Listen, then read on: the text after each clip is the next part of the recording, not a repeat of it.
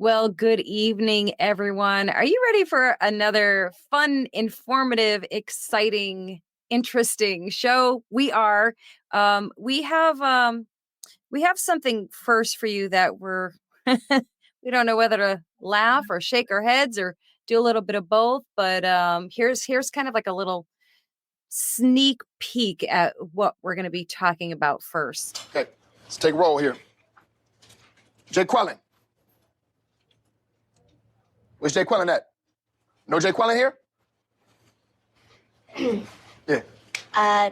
Do you mean Jacqueline? Okay, so that's how it's gonna be. All right. No, we're not having a stroke. We know exactly what we're going to be talking about, right, Clay? We have a plan here. Oh yeah, and it's local to me. There's another hint for you. It's local to me here outside of Philadelphia, and it's painful. Hey, good evening, everybody. Welcome back, and happy to be back for another week. How you doing? Woohoo! We are ready for it right after this.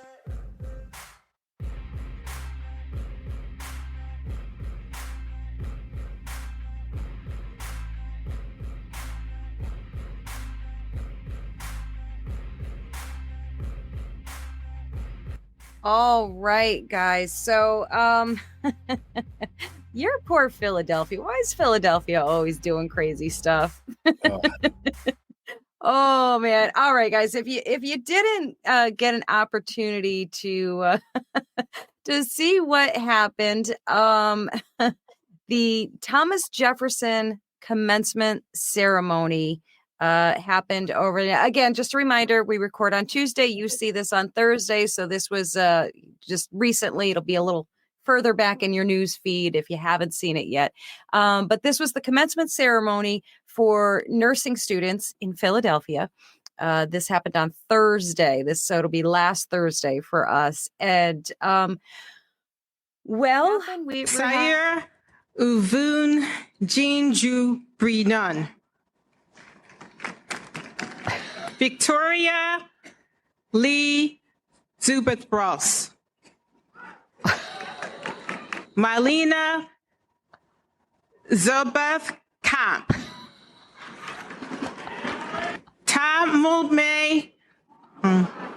Thomas. Tamume. Yes. Yeah. So this woman ended up being like removed from handing these out within 10 minutes, I think they said.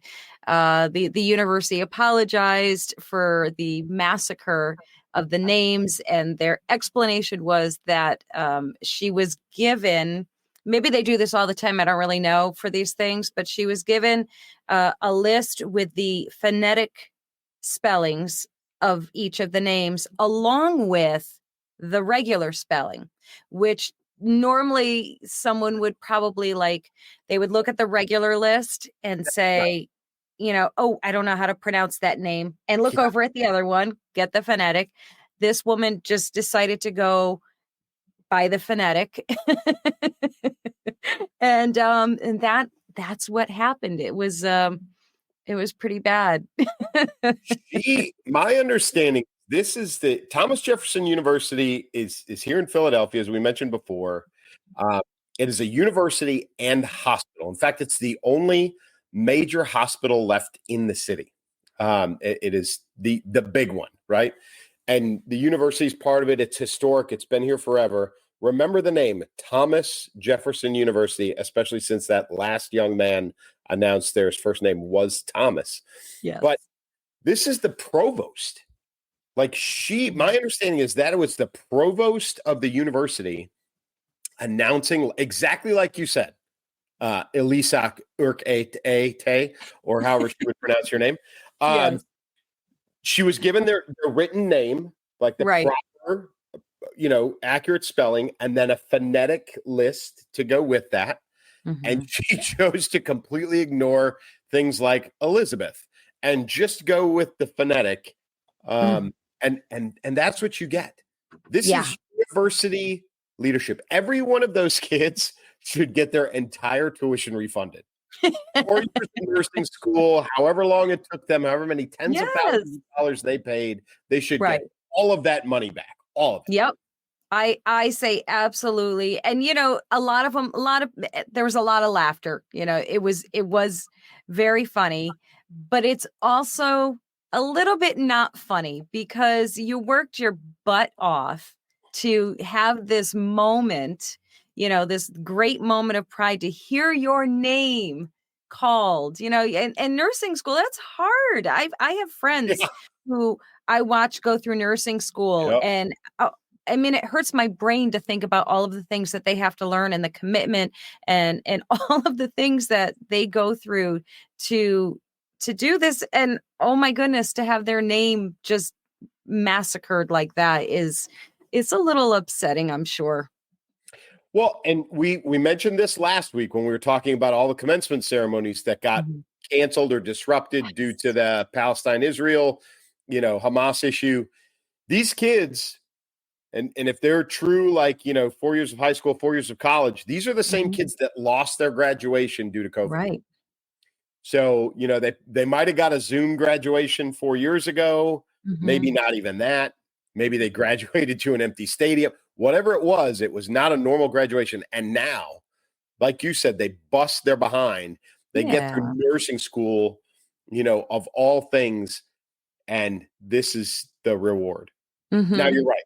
There was some laughter. I think there was some confusion. Some people probably thought it was a prank, at least to begin with. Right. And then it kept going.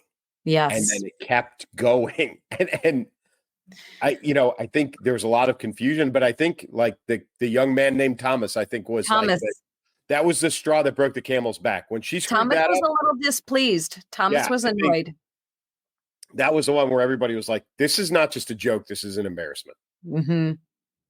Yes. Yeah, absolutely. Oh, I felt really bad for them as I'm still laughing, but and of course, as you've already figured out, already tied in. That's why we showed that video in the beginning, because that is a classic real life. It really happened in real life. And yes, I definitely would have thought, if I was sitting there, I would have definitely thought it was a joke. I would have thought it was a play on that. Sure. And, and like you said, everybody probably had that nervous laughter at first, like, that was funny. Okay, now correct it. Okay, now correct it. And it never got corrected. So, and I do, because I'm such a sap. I'm such a sucker. I should not, but I actually feel bad for that woman, because how mortifying that must be to be that woman that, forever. So I do have a little sympathy for, probably not deserved. And for the reasons that you said too, like just these universities are just, it's all out of control. It's all absurdity and nonsense. It's just another comeuppance for them, I think, in some ways. There's a high probability that woman has a doctorate. Scary, right? Yeah. Right. And I'll be honest, I've done this. I've been the narrator for a couple of graduations at military schools while I was still in uniform, with international students as, graduates. And listen, you get Tommy Smythe from England, right? That's fairly easy, but you start getting into French, German, Swedish, African nations, you got to make sure you get this right. And they do exactly like you said. It's written, and then it's written phonetically if you need it. And she clearly, I think she pulled a Kamala. I think she didn't do her due diligence. Yeah. I don't think she read through it before she stood at the podium and just figured, oh, I'm fine, and blew it in a colossal fashion. Right. Yeah. I feel like minutes before she said, maybe somebody said, okay, did you take a glance through the names? You got it. Okay. And she was like, this is easy. This is nothing. I've got this. Yeah. No big deal. Yeah. Well, that's what happened with that. You mentioned Israel, and that is once again, still in the news. Not once again, still in the news. Of course it is. There's no surprise there, as it should be. But and I'm really, really, so in a minute, once I shut up, I'm going to let you take over the floor on this because I really, really want to hear your thoughts on this and how you see this. So the Biden administration, Secretary of State Anthony Blinken on Sunday delivered some of the Biden administration's strongest public criticism. And I noted the word public of Israel's conduct on the war in Gaza, saying that Israeli tactics have meant quote, a horrible loss of life of innocent civilians, end quote, but failed to neutralize Hamas leaders and fighters and could drive a lasting insurgency. So now he's said as much twice now. So obviously sending a very public message to Israel. Number one, and I've said this before, these are the discussions that are supposed to be had in private. This is how diplomacy works. This is International Relations 101, right? You don't embarrass an ally in public like this, especially one of our greatest allies. Although I think the current administration is making it pretty clear they don't care if Israel is an ally of ours or not. Yes. They're obviously not on Israel's side in all of this. And everybody can, anybody who wants to can play the humanity card if they want. Oh, well, they're on the side of humanity. No, they're not, because they just dumped a whole bunch more money into Ukraine. So if they were on the side of humanity, then we wouldn't be supporting anybody. But the reality is you don't say this stuff in public. And then a couple of things happened in the immediacy afterwards. One, Hamas turned around, because the message was not only we don't approve of tactics, we don't approve of things that are goings on and how Israel's conducting themselves. There was also by the way, we're not providing any more weapons. Like, if they're going to be used in Gaza and Rafah, we're not, the United States president said that. We're not providing any more weapons for this. Wow. Okay. Truthfully, I think Israel just said, all right, fine, we'll get them from somewhere else. And they will. Right. But Hamas launched a counteroffensive. Like in the hours afterwards, like within 24 hours. And no response from the Biden administration regarding that? No. Zero. Nothing, okay. Nothing. Okay.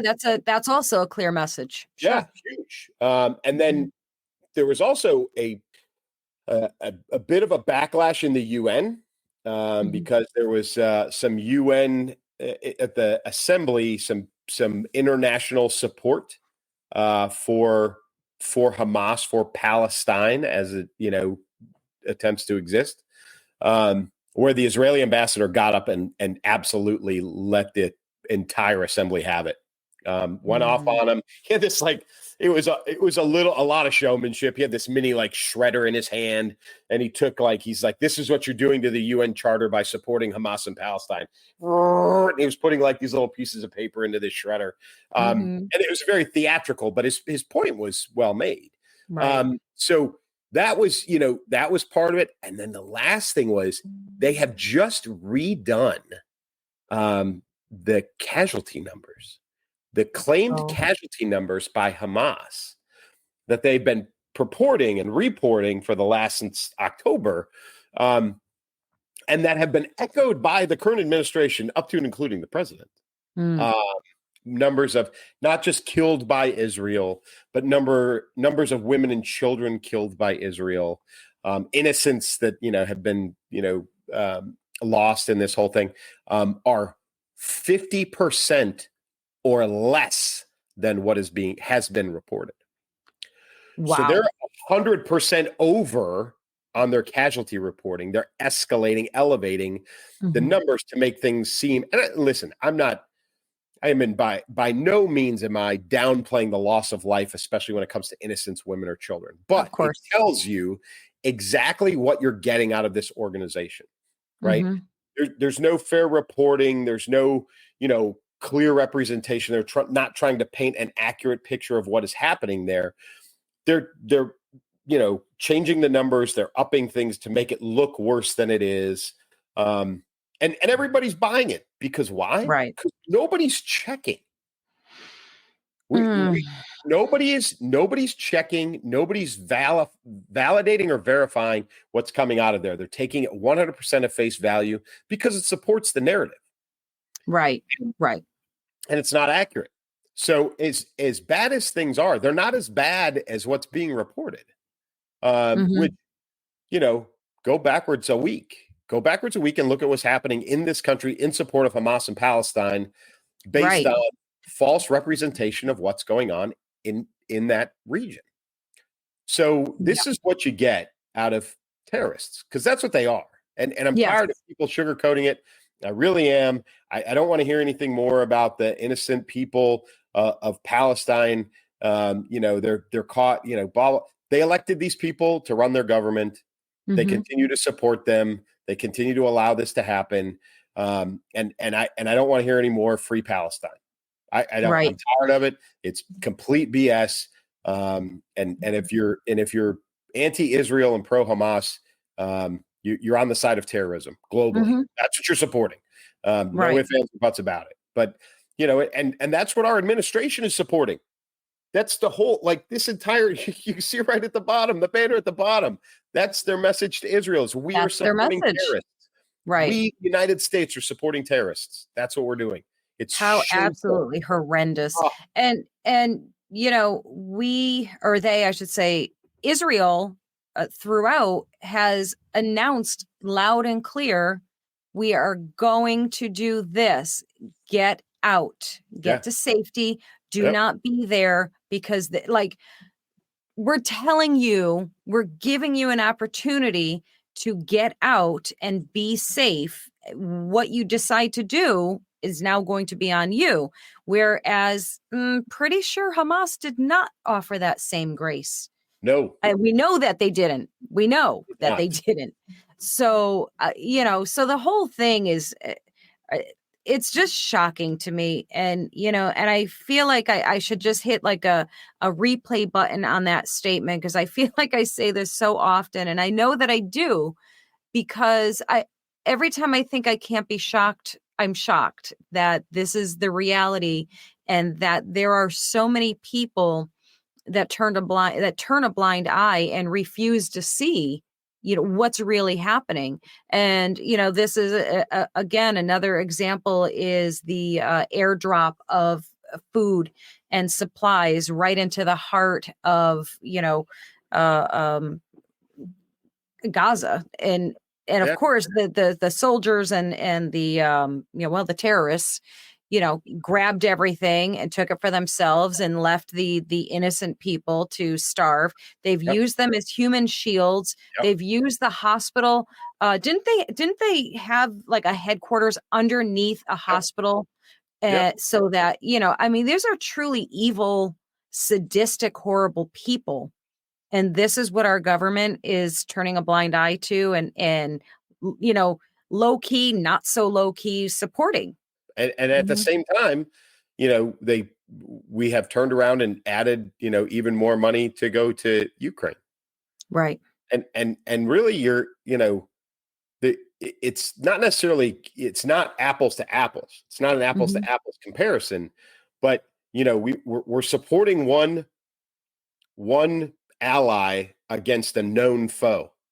Which is Russia, right? I mean, it's Cold War, it's post-Cold War, they've been, but at the same time, now we're supporting an enemy against what has been one of our greatest allies, and I don't get it. It makes absolutely no sense. No, because if you're on the side of the innocents, right, then you don't supply Ukraine with more weapons. You step in and you end the conflict yourself, right? And you look at Putin and you look at, Zelensky, and you or whatever his name is, the stand-up comedian guy. You tell them to knock it off, or you're going to step in the middle and you're going to end it, right? If you're on the side of innocence, that's how you stop the death of innocence. Yes. It's not by choosing one side or the other in this case. We're the United States of America. If we want to end that, we can end that. We have that capability. We've had it for a long time. We're choosing not to. And a lot of people will say it's based on the, propping up of the defense industry. And, since we stopped shooting at Afghans and Iraqis, then they've lost a lot of money and they need some more, future income. So we're supporting two new wars. But regardless of all that, I digress. This is not, this position that the administration is taking makes absolutely no sense. It's not it's not in line with anything else they're doing, and I don't buy it. I think it's all garbage. Oh yeah, there has to be, based on everything else this administration has done, it has to be some type of self-serving maneuvering that they're For sure. doing. So, Yeah. I mean, that's almost the given, right? It's just a question of what is it? What are you getting out of this? Because Who's paying who?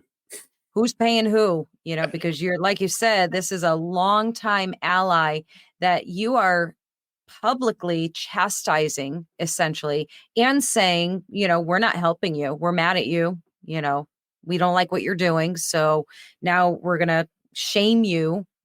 And these are the wrong people to try and shame. Give me a break, idiots. And also, by the way, today is Yeah. Israeli Independence Day. Wow. In case you didn't know, I did not know that. That's today. Wow. Yeah. Yeah. They picked the wrong time, wrong people, wrong time, Terrible. wrong everything, wrong side, wrong everything. And yeah, it's embarrassing and awful. And damn well who would have put an end to it, who would have stepped in the middle of these two, fighting factions and saying, It was all in the done. works. Yep. It was in the works when he left office. Yes. I mean, Yes. we have never been closer to peace in the Middle East than we were 4 years ago. Yeah. And it's all gone. All gone. Almost instantly, it seemed like. I mean, pretty damn quick, really, Yeah. right? Oh, for sure. Oh, all right. We're getting fired up. We're getting angry. Let's switch it over to something that makes us angry as well. It's a But we different kind, though. Different kind. This is a shake your head. This is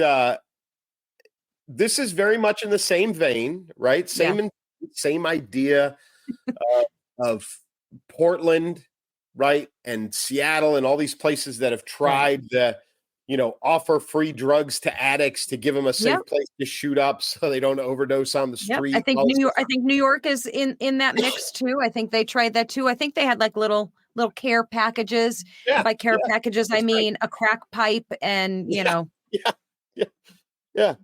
And I actually mean that. I'm pretty sure that was part of their care package.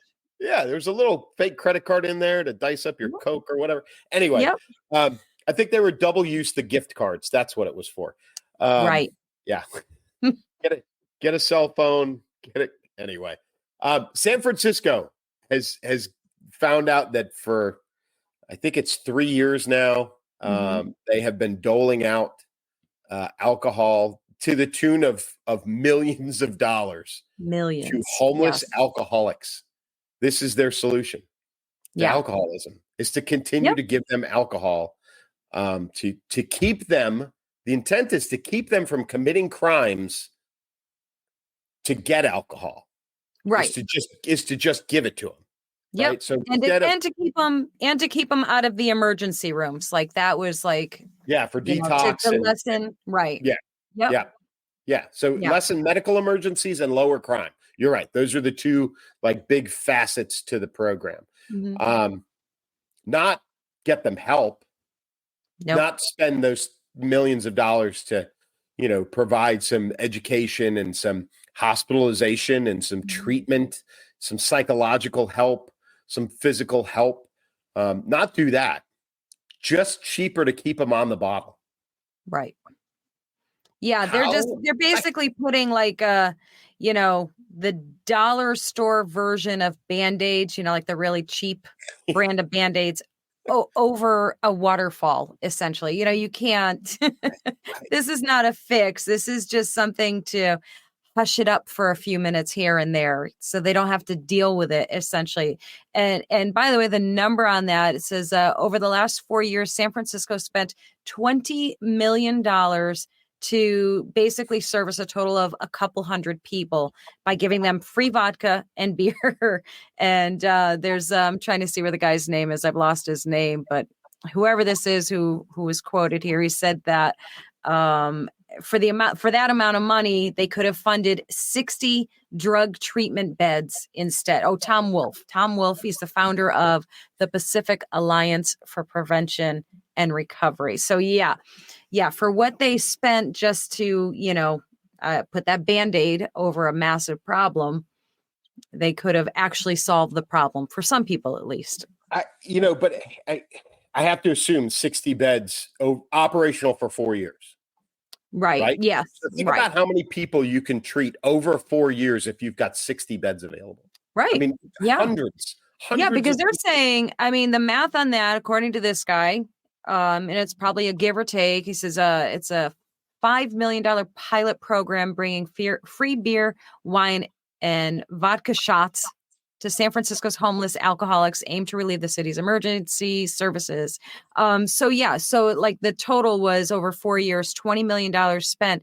And, the key thing there is he's saying for a couple hundred people. So, so while they are taxing the emergency services and all that stuff, the number is relatively low. So it's enough people that they really could use that funding for actual treatment rather than free vodka shots and beer and wine. I think wine was on there. They get wine.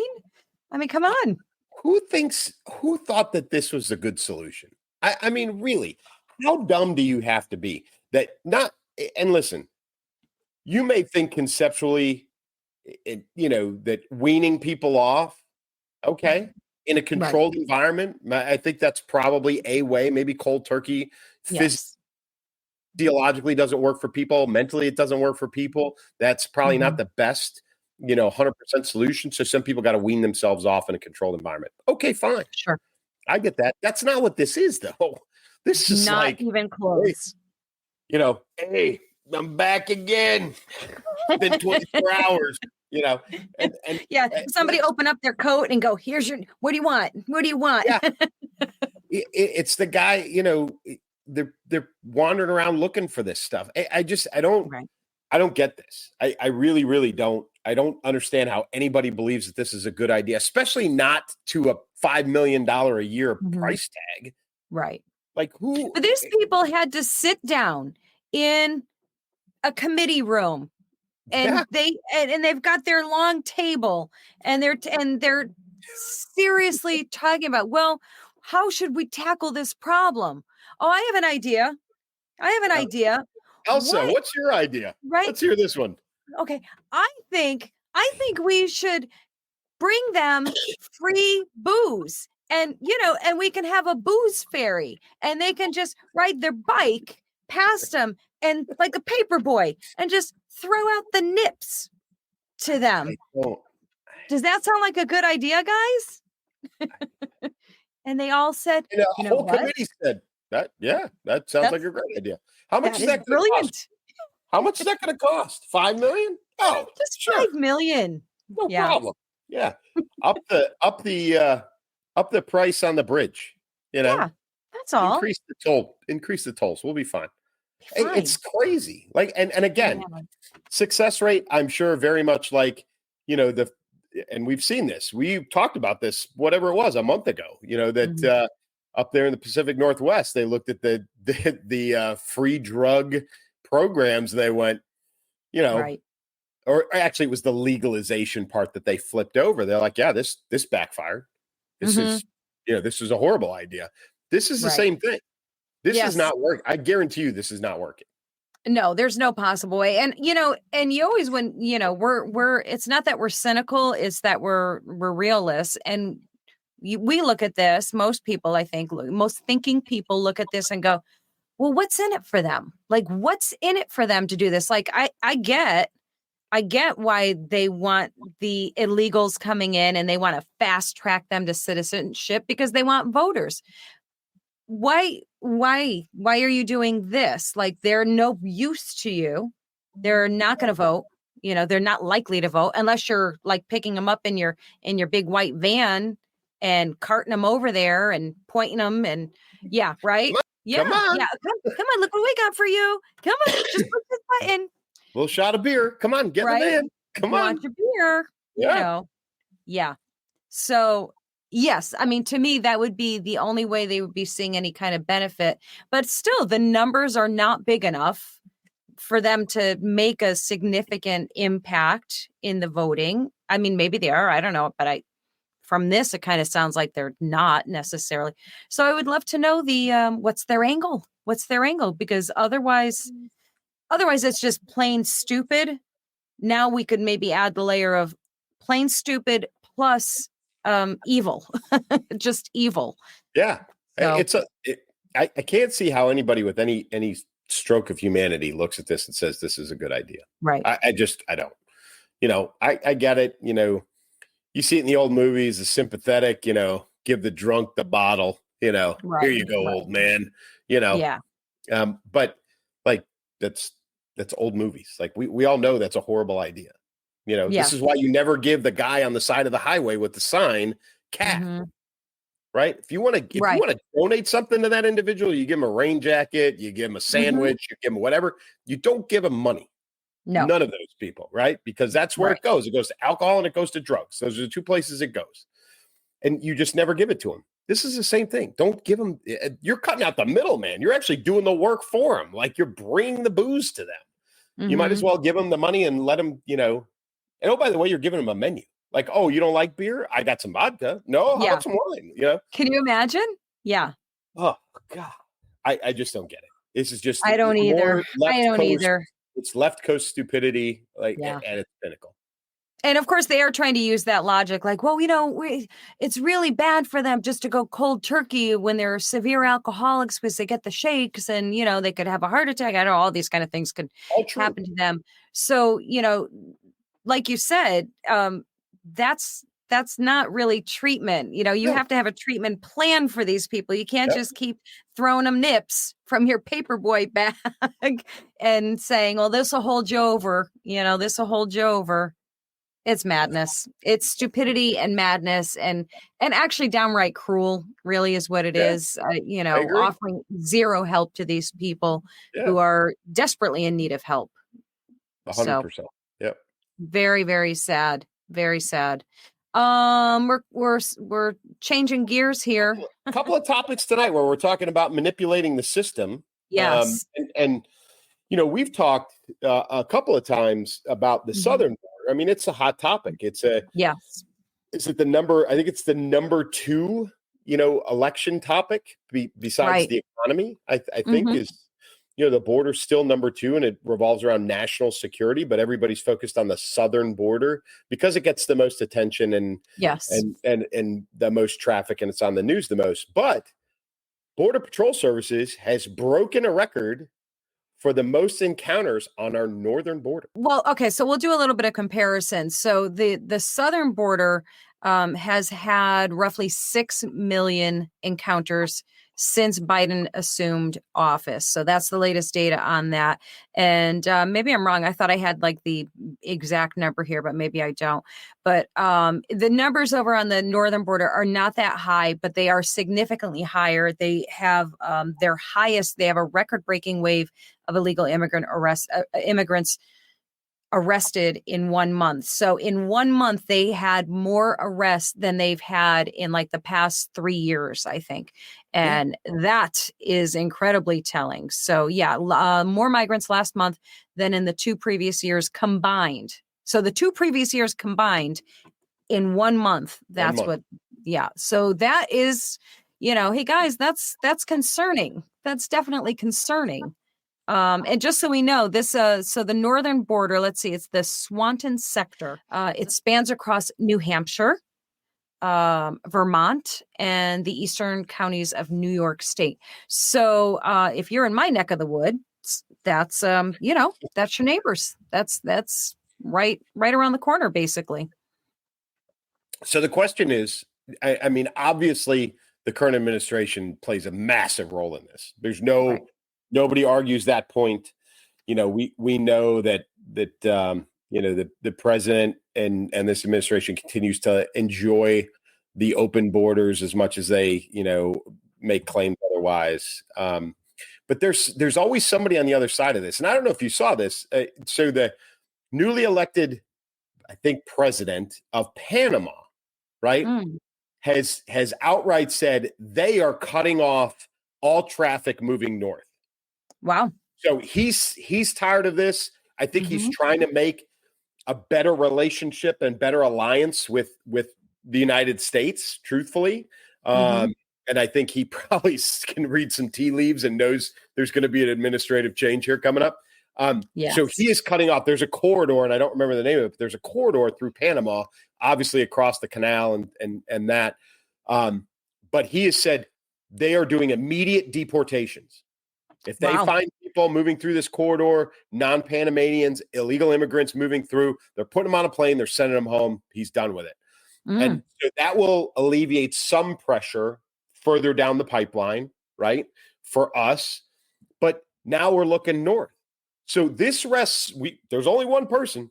There's only one, there's one person responsible for all this stuff coming from Canada, and it's Justin Trudeau, who is as big of a communist as anybody on the planet. I mean, the guy is, you can't even qualify him as a socialist. I mean, he is the worst. He's horrible. I know most Canadians can't stand him. Horrible to individual rights. The fact that they offer, and I don't know if you know this or not, this is so heartbreaking to me, but they offer euthanasia, self-euthanasia to veterans who are suffering. Instead of taking care of them, they offer them assisted suicide as an out. Not only offer it, recommend it in many cases. Whoa. Wow. It's disgusting. It is their version of the VA that is responsible for this. They actually passed it, and then they said, hey, we probably need to pause on that. But the fact is that the government itself is supporting this effort, which is sickening. Absolute monsters. Person that you've got in charge up there, and that he is helping whatever policies. I'm not saying the guy's like hosting immigrants in his house, but whatever policies he's putting in place, very much like our current administration, the policies he's putting in place are facilitating months like we just had. Yes. There's no way that this is an accident, right? Absolutely not. It's warm in Canada now. Go that way. It's easier to get through. Go that way.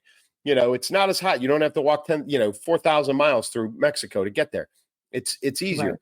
Go through Canada. And that's what's happened, is they're finding an inroad, through Canada. And now they're coming in through our Northeast. And I'm sure it's not exclusive to the Northeast. I'm sure it's, all across the northern border, in various pockets and places as it's, easier to traverse. But there's a responsibility here. And this is international relations, same continent, just like we have problems with Mexico. Right. We're going to have problems with Canada, and it's going to get worse. Yes, absolutely.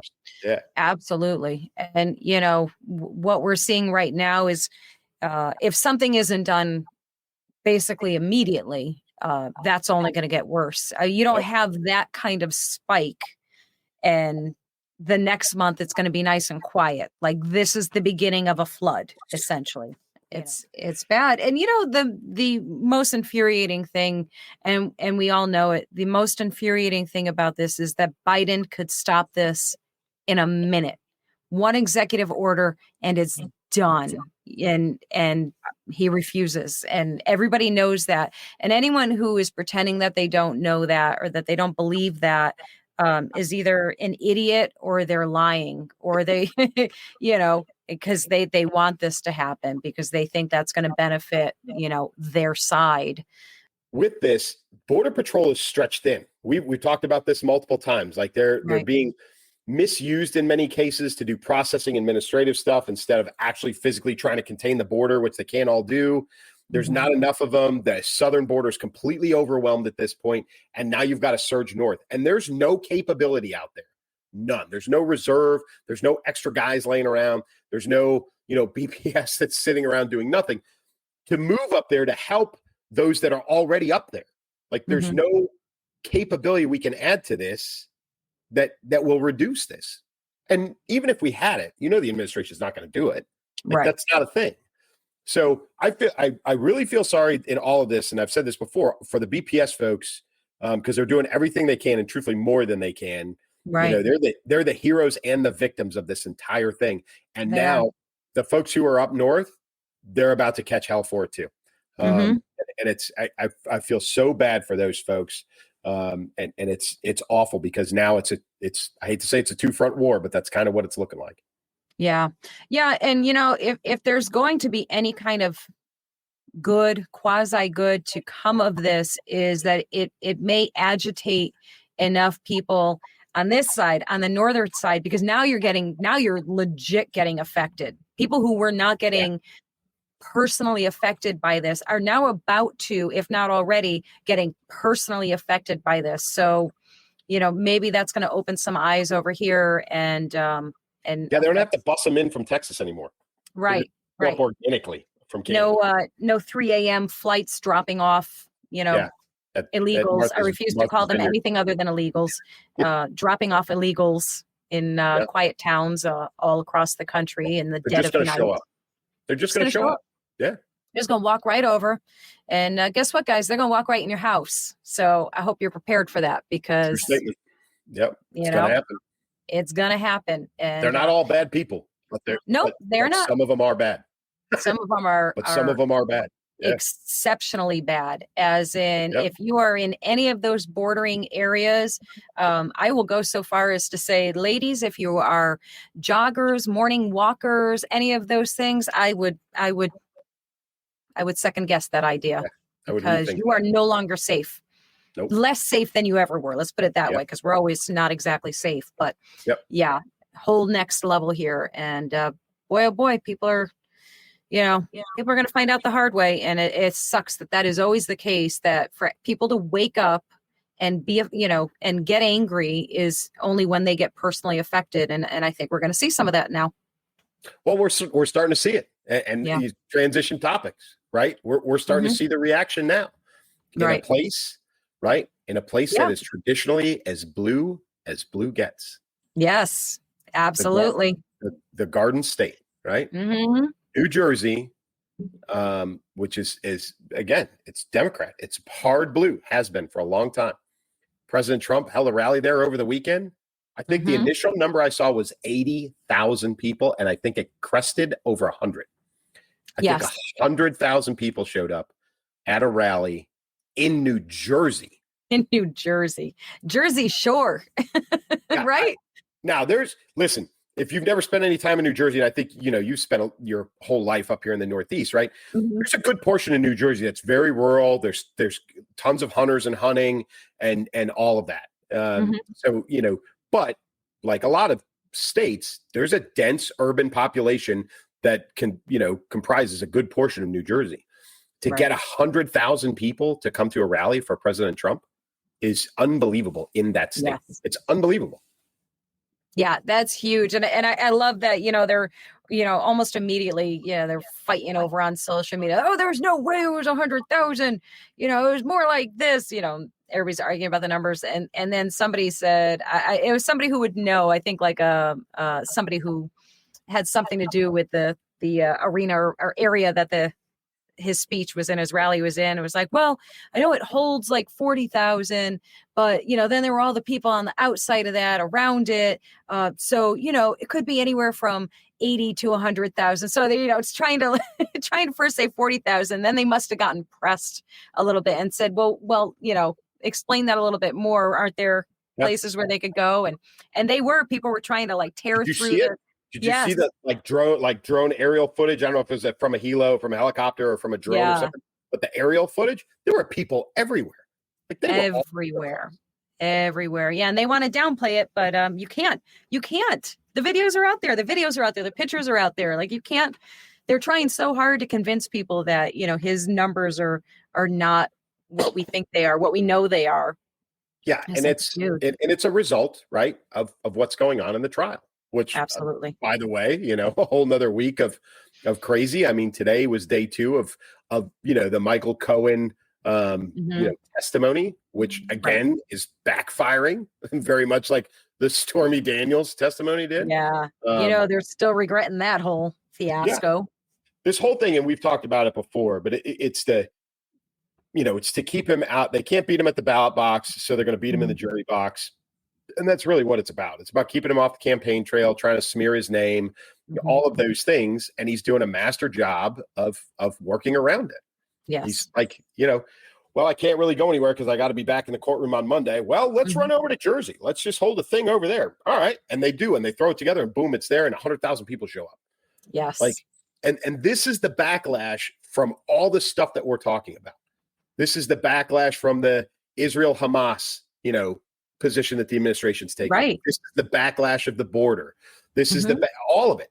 Every bit of this. It's not just the backlash of trying to keep him out of office or trying to, attack his character or any of the rest of that stuff. This is true, earnest backlash from people who are sick of the economy sucking, not being able to afford, a little bit extra in their lives, and worried about their safety and worried about their future and worried about their kids and all this other stuff. That's what this is. That's what happens. That you get 100,000 people to a rally because of stuff like that. Not because a porn star was on the stand talking bad about it. That's not what does this. It's everything else. Yeah, it's, like you said, it's not one isolated thing. It is all of the things that culminate to a country, an almost entire country being sick and tired and done. And what has been happening is what we were kind of loosely just talking about, that now you've affected me.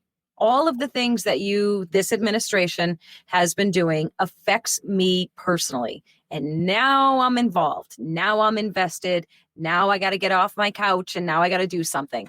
And I think that is a very large part of what's happening. People who sat quietly and just lived their life and didn't want to be bothered with any of this now realize, well, it's on my doorstep.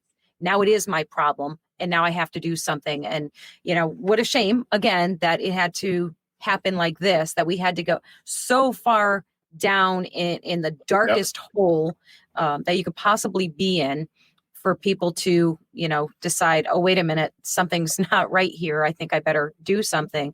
But, I guess whatever it takes. And they're getting wilder and crazier with all of their stunts and all of the things that they're trying to do to keep this one man out of office, so it does make me anxious of how far they would go.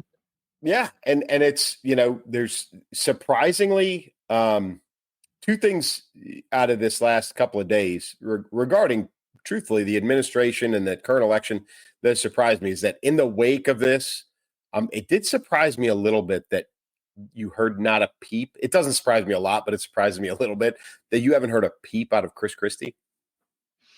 Very Zero. Strange. Right? Yeah. Yes. Donald Duck himself, right? Yeah. Yeah. The nickname that he's really basically he's in his Donald's in his house. Yeah, he's in his house. Right. Yes, and not a word. And I would be very interested in which of the news outlets, if any, even reached out to him and what his response was. Like, I would love to hear just one. I don't care who it is, CNN, whoever, say. And we reached out to Chris Christie for comment and received no reply, because that's essentially what you're going to get. Yes, that's what that. Can you say? Yeah, it surprised me a little bit, but also Secretary Clinton, Hillary Clinton, took a little bit of a beating this week because she lashed out a little bit at the Hamas Israel. The protesters, the student protesters. And she basically said these kids don't know the history of the Middle East and they don't know what they're talking about. And the backlash was not from them. It was from the party. It was from they want her to shut up and don't say things like that, right? Up. Yeah. Yeah. So, and it's, they're the Clintons. And, I think there's been a power shift in the party. I think, now it's public. I think there was one going on for a while, but I think the reins and control of not just the current administration, but really of the DNC itself. I think, former President Obama's he's got it all. Like, it's all in his pocket. And because nobody ever told the Clintons to shut up before now. No, they wouldn't dare. Ever. They wouldn't dare. Right. Yeah. If you told the Clintons to shut up, you ended up like, Jeffrey Epstein. Right. And then it's not, nobody wants that. No. But that's what happened. Like, she got slapped down. The party basically told her to keep her mouth shut. That's not in line with what everybody else is saying, and keep it to yourself. And that was a little bit of a shock Not that it was a little bit of a shock that she said it in the first place, because that's not a, it's an honest position, which again, the Clintons she actually just got caught in a moment of honesty, really. Yeah. And again, not something the Clintons are known for, is honesty. No. But she said it. And then the immediate reaction of, basically go back in your hole. We're done with you. Your time is over with. Keep your mouth shut, stay on the party line or stay out of the way. So there's been a power shift. And that's a pretty good indicator. I think we all knew that, but I think that the shift is, really to President Obama. I think he, will handle it very differently from the Clintons. He'll stay very much, aloof and in the shadows and very quiet and those kinds of things, but he'll keep pulling the strings. We all know that's what's been happening in the last 4 years. So absolutely, it is what it is. But the goal is for them to continue to maintain power. And again, we're, moving on to the next topic. That's what we've got going on with the census. So now the effort is to make this stuff official, and it's not just in the short term, but in the long term. So with the census, now they're trying to collect data and include every resident, legal or illegal. Doesn't matter which one you are, right? Yeah. Right. To provide for accurate representation. So in the short term, it's the Electoral College. Now, I don't think that we will see, short-term Electoral College change. We will potentially see it in the long term, but we will also see, so 4 years from now, really, because it's going to take a year to collect. It's going to take a year to, publish and then make adjustments. So by the next presidential election cycle, if things go according to what the current administration wants, you'll see a shift in the Electoral College. You'll see more electoral votes allocated to specific states. But what you will also see is more representation. The House of Representatives will grow. Right. More representatives for states like California and New York. And you'll see it in places that didn't have a lot of representation. Minnesota, right? There's been a big push there. Illinois will get more, right? Right. And while we all thought, and I was the biggest proponent for Texas shoving all of these illegals, everywhere, all over the country, may not have been the best, right? In light of this, right? Yes. Right. A little bit of backfire, but it also, it kind of helps keep Texas red. Yes. Yes. So there's that. But this is not by accident. This is well thought out. And this is the end game, right? This is the end game is to flood states, already blue states, with more blue voters to replace the ones that are leaving. And truthfully, I hate to say it, the baby boomers that are now starting to, they're getting up there a little bit. Just a fact. Right? Just a fact. Natural progression of things. Right. So you've got to replace them. You got to replace the reformed hippies that are no longer hippies and have moved to places like Florida and Texas and, places like that. And they're now voting red. But, you're going to grow the states that are hard blue anyway. Illinois, New York, California, places like that.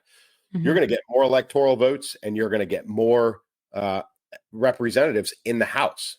So that's what this is about. That's how this census, this 2024 census is going to be used to manipulate our election, our electoral system, our future elections. And if that's not election interference, like, you don't have to look to Russia or make up dossiers or any of this other right here that happened 4 years ago. They're just doing it here. They're just administratively changing the rules to manipulate the election. That's what all of this is about. Yeah. So I read it. Of course, I saved it. So Representative Jamie Raskin, he's a Democrat from Maryland. Yeah.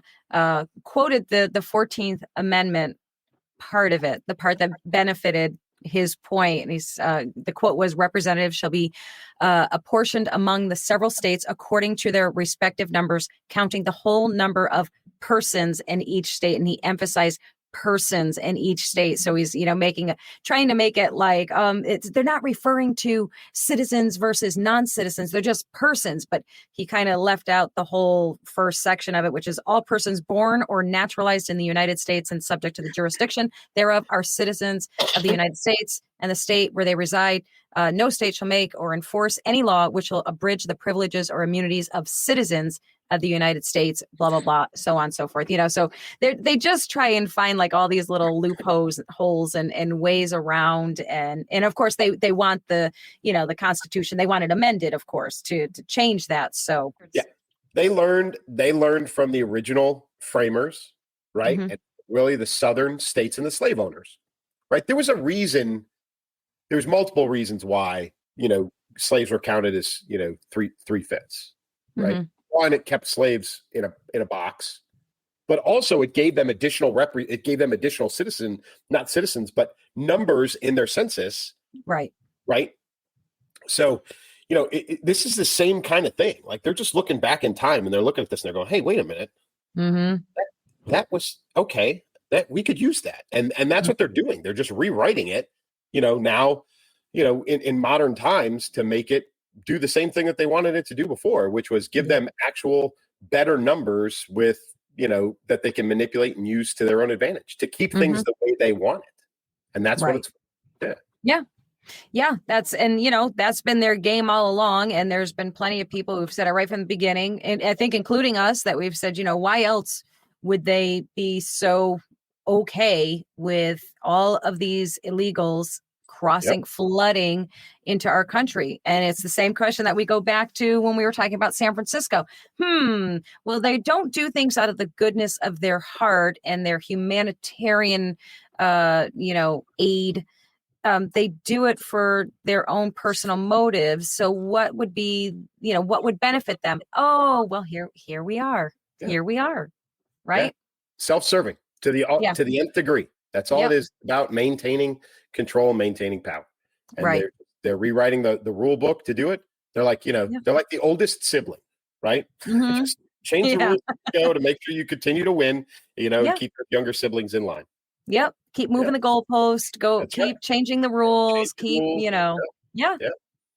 cheat, lie, steal, doesn't matter. Do all of the things as long as you win. And that's that's the game that they're playing. It's the game that they've always played. It has always been the game. And, we're just privy to it now. And they're not even hiding it anymore. They don't care. They don't care. They just throw it right in your face. Like, here's what we're doing. Yeah. Suck it. Well, they figured out a while ago that they can't hide it anymore. So why hide it? Now they count on the media to provide whatever, reinforce the narrative. And they don't deny it. They just wait for the news cycle to change. And they know Americans are going to forget about it and they take advantage of it. And that's what's going on. They're not hiding jack anymore. It's not even worth it. No. So just manipulate it and just move on. Right. Yeah, they certainly have enough little minions sitting there, consuming all of their BS and, taking sound bites and passing them off as truths. And it's bananas. Yeah. It is. It's craziness. I summed it all up so eloquently. Bananas. It's bananas.